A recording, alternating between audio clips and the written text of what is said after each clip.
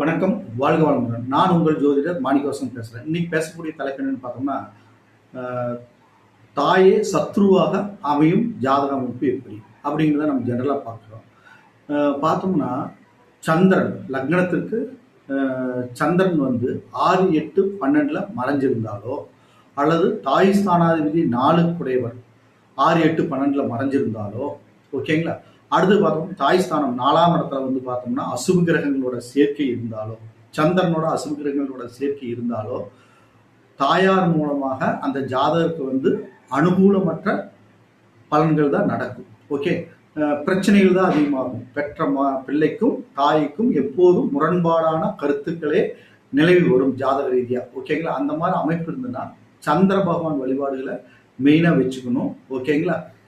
பௌர்ணமி வழிபாட்டையும் மெயினா வச்சுக்கணும். கிரிவலம் வர்றது மெயினா வச்சுக்கணும். ஓகேங்களா? இதையெல்லாம் பண்ணோம்னா அந்த